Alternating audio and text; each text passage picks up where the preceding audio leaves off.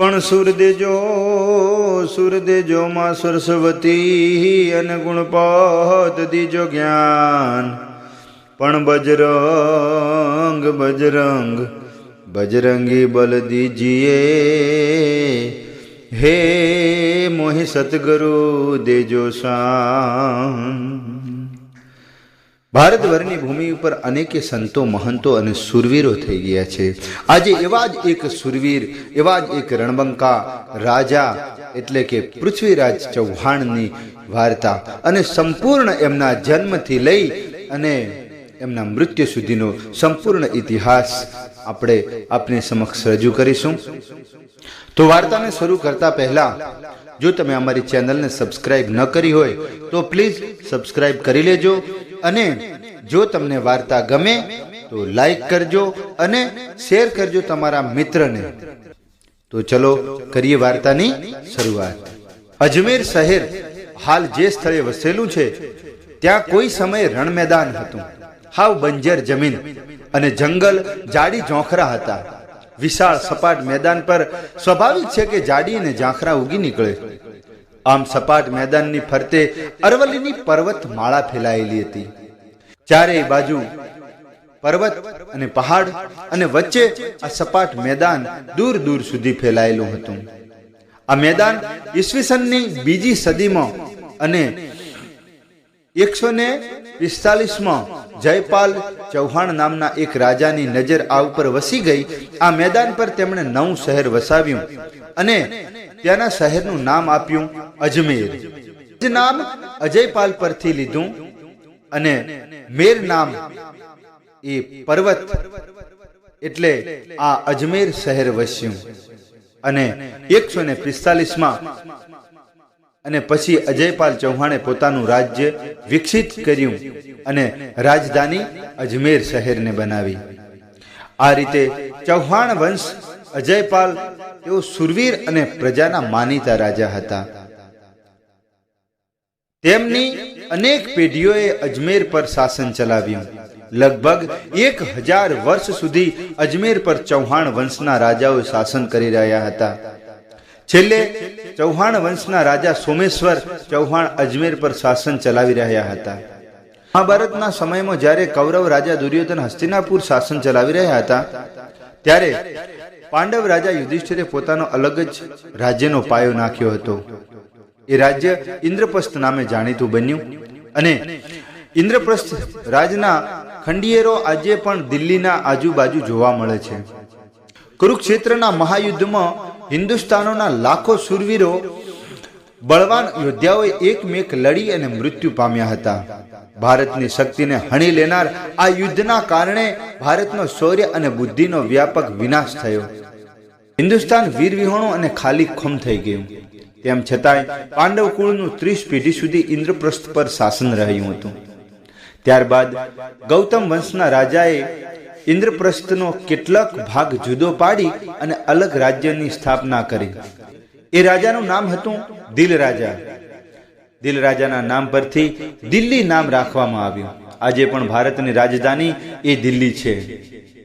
એ દરમિયાન અન્ય 2 ધારાઓના રાજાઓએ શાસન ચલાવ્યું હતું, જેના છેલ્લો રાજા હતો અનંગપાલ। કનોજ રાજ્યનો રાજા હતો વિજયપાલ રાઠોડ। વિજયપાલ રાઠોડ અતિ મહત્કાંક્ષી અને ઈર્ષ્યાળુ સ્વભાવનો હતો। તે પોતાના રાજ્યની સીમાઓ વિસ્તારવા માટે કંઈ પણ કરવા તૈયાર થઈ જતો। એકવાર એના મનમાં આવ્યું કે દિલ્હીના રાજા અનંગપાળને હરાવીને દિલ્હી કબજે કરી લઉં તો સમગ્ર દેશની ચક્રવૃદ્ધિ મારા હાથમાં આવી જાય। આથી એણે લશ્કર લઈ અને દિલ્હી પર આક્રમણ કર્યું। દિલ્હીના રાજા અનંગપાલને કનોજના રાજા વિજયપાલ રાઠોડના આક્રમણની જાણ થઈ। આથી એમણે એક પત્ર લખી અને અજમેરના રાજા સોમેશ્વરને મદદે બોલાવ્યા। અજમેરના રાજા સોમેશ્વર ચૌહાણ બહાદુર સુરવીર અને કૌશલ્યવાન હતા। યુદ્ધમાં તેઓ જો એક વખત તલવાર લઈ અને કૂદી પડે તો કોઈની હિંમત ન હતી એમની સામે આવવાની। જેવા બહાદુર રાજા સોમેશ્વર પણ પોતાનું લશ્કર લઈ અને દિલ્હીના રાજા અનંગપાળની મદદે આવી પહોંચ્યા અને અનંગપાલે એમનું સ્વાગત કર્યું। મદદે આવવા બદલ ખૂબ ખૂબ આભાર માન્યો। બીજા દિવસે રણ મેદાનમાં તલવારો ચમકી ઉઠી અને વિજયપાલ રાઠોડનું સૈન્ય સામે દિલ્હી અને અજમેરનું સૈન્ય ભુસ્સાભેર કૂદી પડ્યું અને ઘમસાણ લડાઈ થઈ. સોમેશ્વર ચૌહાણે બહાદુરીપૂર્વક લડી અને વિજયપાલ રાઠોડના સૈન્યને સફાયો કરી દીધો. ખુદ રાજા વિજયપાલ રાઠોડ ભાંગી અને કનોજ મોડ પહોંચ્યા. સોમેશ્વર ચૌહાણની બહાદુરી અને વીરતા જોઈને રાજા અનંગપાળ પ્રભાવિત થયા અને તેમને યોગ્ય માન સન્માન કરી અને તેમને પોતાના મહેલમાં લઈ આવ્યા અને તેમની ખૂબ સરભરા કરી. સોમેશ્વર ચૌહાણે અનંગપાલને ખરા ટાણે મદદ કરી અને દુશ્મનને હરાવ્યો હતો. આથી અનંગપાલે પોતાનું બહુમાન કર્યું. રાજા અનંગપાલને પુત્ર ન હતા, 2 પુત્રીઓ હતી. જેઓ યુવાસ્થા પહોંચી હતી, અનંગપાલ રાજાએ સોમેશ્વર ચૌહાણની વીરતા જોઈ અને તેમની પુત્રીના લગ્ન કરાવી દીધા. સોમેશ્વર ચૌહાણે ખુશીથી એ સંબંધને કબૂલ કર્યો. તેમની પત્નીનું નામ કમલાવતી હતું. રાજા અનંગપાલે એમની બીજી પુત્રી હતી, એના પણ લગ્ન કરાવડાવી દીધા વિજયપાલ રાઠોડના સાથે. કારણ કે એમને રાજા વિજયપાલનો પછી કોઈ દિવસ ભય રહે નહીં. પૃથ્વીરાજ ચૌહાણ લગ્ન બાદ ઘણા મહિનાઓ સુધી ત્યાં રોકાયા. કમલાવતી પણ ગર્ભવતી થઈ ગયા છે. સોમેશ્વર ચૌહાણે વિચાર્યું કે હવે મારે અજમેર પાછા જવું જોઈએ. આથી તેમણે રાજા અનંગપાલને વાત કરી અને રાજા અનંગપાલ પોતાની પુત્રી કમલાવતીને ખૂબ જ ચાહતા હતા. આથી એમણે કલાવતીને દિલ્હીમાં જ રોકાઈ જવાનું કહ્યું અને સોમેશ્વર ચૌહાણે અજમેર પોતાના રાજ્યમાં પાછા આવ્યા. થોડા મહિનાઓ બાદ આ કમલાવતીએ એક પુત્રને જન્મ આપ્યો. અનંગપાલ આ દોહિત્રનું જન્મથી ખૂબ ખુશ હતા અને આખા રાજ્યમાં આનંદ ઉત્સવ છવાઈ ગયો. કારણ કે અનંગપાલને પોતાનો પુત્ર સંતાન ન હતું. આથી એમણે વિચાર્યું કે મારો પોતાનો પુત્ર નહીં તો મારી પુત્રીનો પુત્ર મારા રાજનો વારસદાર બનશે. અજમેરના રાજા સોમેશ્વર ચૌહાણ પાસે જ્યારે પુત્ર જન્મની ખબર પડી ત્યારે તેઓ પણ ખુશ થઈ ગયા અને આખા રાજ્યની અંદર ખુશી પ્રસરી. પુત્ર પ્રાપ્તિથી સોમેશ્વર ચૌહાણ આનંદિત બન્યા અને થોડા સમય બાદ એમણે પોતાના સિપાહીઓને મોકલી અને દિલ્હીથી પોતાની પત્ની કમલાવતીને ત્યાં તેડાવી લીધા. કમલાવતીએ નવજાત બાળક સાથે અજમેર આવ્યા. ત્યારે બાળકની નામકરણની વિધિ ઉજવવામાં આવી. બાળકનું નામ પાડવામાં આવ્યું પૃથ્વીરાજ. પૃથ્વીરાજ ચૌહાણ નામકરણ વિધિ કરનાર રાજકવિ બિપિનચંદ્ર કવિને સોમેશ્વર રાજાએ ખૂબ ઇનામો આપ્યા. રાજા અનંગપાલે કનોજના રાજા વિજયપાલ સાથે પોતાની પુત્રીને પરણાવી હતી. એમને એમ હતું કે દિલ્હી ઉપર ફરીથી કોઈ આક્રમણ ન થાય, એટલા માટે એમને પણ એક પુત્રનો જન્મ થયો અને એ પુત્રનું નામ રાખવામાં આવ્યું હતું જયચંદ. આમ રાજા અનંગપાલે પોતાની બંને પુત્રીઓના લગ્ન કરી નાખ્યા અને પોતાના એક વિરોધી રાજાને શાંત પાડ્યો અને એક સહયોગી રાજાનું યોગ્ય સન્માન કર્યું. આમ થોડા સમય માટે શાંતિ પ્રસરી રહી. હવે અનંગપાળ વૃદ્ધ થયા. એમને કોઈ પુત્ર સંતાન ન હોવાથી તેઓ વારસદાર માટે હંમેશા ચિંતિત રહેતા. અજમેરની અંદર પૃથ્વીરાજ ચૌહાણનું પોષણ લાડકોડથી થઈ રહ્યું હતું. પૃથ્વીરાજનો જન્મ ઈસવીસન 1058 થયો હતો. તે શરીરે પુષ્ટ હતા, ચહેરો પણ ચમકતો અને આંખોનું નિરાળું તેજ વર્તાતું હતું. પૃથ્વીરાજ જન્મથી જ ખૂબ હોશિયાર હતા. પૃથ્વીરાજ જ્યારે 3 વર્ષના થયા ત્યારે 6-7 વર્ષના બાળકોને શક્તિ હોય એટલી શક્તિ અને બુદ્ધિ હતી. અને જ્યારે 6-7 વર્ષના થયા ત્યારે પોતાનાથી બમણી ઉંમરના છોકરાઓને પછાડી દેતા અને વાતો પણ એવી બુદ્ધિમય કરતો કે સૌ લોકો સાંભળીને મોંમાં આંગળા નાખી દેતા. માતા કમલાવતી પૃથ્વીરાજને લાડકોડથી ઉછેરી રહ્યા હતા અને પિતા સોમેશ્વર ચૌહાણ તેને ખૂબ જ પ્રેમ કરતા હતા. હવે એમને શિક્ષણ આપવાની શરૂઆત થઈ.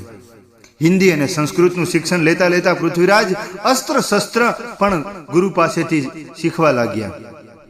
આમ 13-14 વર્ષની ઉંમરમાં જ પૃથ્વીરાજ ભાષાઓનું જ્ઞાન મેળવી અને શસ્ત્ર વિદ્યામય પરમગત થઈ ગયો હતો. ગુરુ રામ પાસેથી તેણે શસ્ત્ર વિદ્યા, તલવારબાજી, પટ્ટાબાજી, તીરંદાબાજી જ્ઞાન પ્રાપ્ત કર્યું હતું, એટલે કે તીરંદાજીમાં પણ પરાંગત બની ગયો હતો. શબ્દવેગી બાણ દ્વારા ઉડતા પંખીના અવાજ સાંભળી અને તેઓ આંખ મીચીને તીર છોડતો તો ઉડતું પંખી વિંધાઈ જતું. તેનું બાણ ભાગ્યે જ ખાલી જતું. તેની આ તીરંદાજી જોઈ અને ગુરુ રામ પણ આશ્ચર્ય પામતા. આટલી નાની ઉંમરમાં પૃથ્વીરાજ એવો હોશિયાર અને બુદ્ધિમાન નીવડ્યો કે સૌ આશ્ચર્યમાં પડી જતા. તેથી સાથે લડવાની હિંમત કોઈ ન કરી શકતું. શરીરે પુષ્ટ અને ઊંચો ગોરો વાન અને ચમકતી આંખોનો તેજ જોઈ અને કોઈ તેની સામે લડવા પણ તૈયાર ન થતું. આમ પૃથ્વીરાજ ચૌહાણનું બાળપણ રમત ગમત, ભાષા શિક્ષણ, શાસ્ત્ર વિદ્યાનું જ્ઞાન પ્રાપ્ત કરવામાં જ વીત્યું. તેણે ધાર્મિક ગ્રંથો, વેદો, શાસ્ત્રોનું અધ્યયન કર્યું. પ્રખર પંડિતો તેને ધર્મશાસ્ત્રનું જ્ઞાન આપતા અને રાજનીતિના અનુભવી શિક્ષકો પાસેથી પૃથ્વીરાજને રાજનીતિની બધી સગવડો મળવા લાગી. આ રીતે બધી પ્રકારની વિદ્યા શીખવા માટે સોમેશ્વર ચૌહાણે પૃથ્વીરાજ માટે કોઈ કસર છોડી નથી. દરેક વિદ્યામાં પૃથ્વીરાજ પરાંગત બની ગયો અને 14 વર્ષની ઉંમરે તેણે પ્રથમ લગ્ન કર્યા. મંડોરની રાજકુમારી જબ્બાવતી સાથે તેના લગ્ન થયા હતા. આમ પૃથ્વીરાજ હવે જવાબદાર રાજકુમાર બની ગયા હતા. અજમેર રાજ્યમાં તે ફરી અને પ્રજાની તકલીફોનું અધ્યયન કરી અને તેની તકલીફોનું નિવારણ કરવા માટે પ્રયત્નશીલ રહેતો. પોતાના મિત્રો સાથે તે પ્રજાકીય કાર્યોમાં પણ રસ લેતો અને આ બધું જોઈ અને પિતા સોમેશ્વર ચૌહાણને પણ સંતોષ થયો. આ દરમિયાન અનંગપાલ પોતાના જે નાના હતા એમની જોડે પૃથ્વીરાજ ચૌહાણ ઘણી વખત ગયા હતા અને એમને રાજકારણમાં રસ હોવાથી તેમણે અજમેર રાજ્ય ઉપરાંત પૃથ્વીરાજ ચૌહાણને દિલ્હીના રાજ્યની પણ માહિતી હતી. રાજા અનંગપાલ પોતે પોતાના દોહિત્રની શૂરવીરતા અને હોશિયારી જોઈને રાજી થતા. આમ સમય પસાર થવા લાગ્યો. થોડા વર્ષ પૃથ્વીરાજ ચૌહાણ મોજ મસ્તી અને આનંદમાં વિતાવી શક્યો. ત્યાં જ તેના પિતા સોમેશ્વર ચૌહાણનું મોત થતાં તેણે અજમેરની ગાદી સંભાળવી પડી. પૃથ્વીરાજ ચૌહાણ અજમેરનો રાજા બન્યો અને તેના પર જવાબદારી આવી પડી. પરંતુ પહેલેથી જ રાજકારભારમાં રસ લેતો હોવાથી બહુ મુશ્કેલીનો અનુભવ ન થયો. આમ પણ પૃથ્વીરાજ ચૌહાણ બહાદુર અને બુદ્ધિશાળી હતો. માણસને પરખવાની શક્તિ તેનામાં હતી. આથી સુપેરે અજમેરનું શાસન તે ચલાવવા લાગ્યો. દિલ્હીના રાજા અનંગપાલ પૃથ્વીરાજના માતામહ હતા. તેઓ વૃદ્ધ થયા હતા. તેમને પોતાના પુત્ર સંતાન ન હોવાથી તેમણે દિલ્હીનું રાજ્ય પૃથ્વીરાજને આપવાનું વિચાર્યું.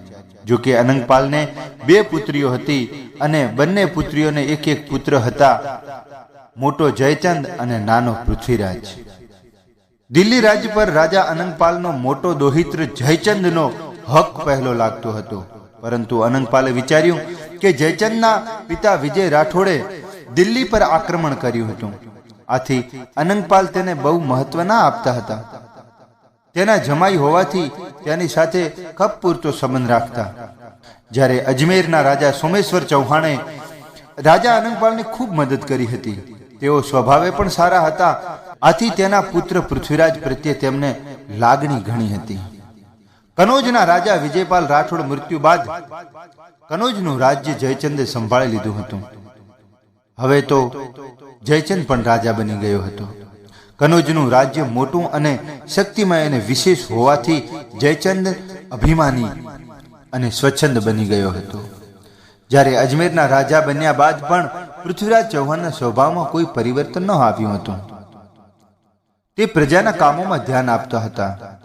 પ્રજાનું રક્ષણ કરતો હતો. ભલે તેનું રાજ્ય કનોજ રાજ્ય કરતા નાનું હતું, પણ સુખી હતું, સંતુષ્ટ હતું. આથી અનંગપાલ રાજાએ દિલ્હીનું રાજ પૃથ્વીરાજ ચૌહાણને સોંપ્યું અને ખુદ નિવૃત્ત જીવન જીવવા લાગ્યા.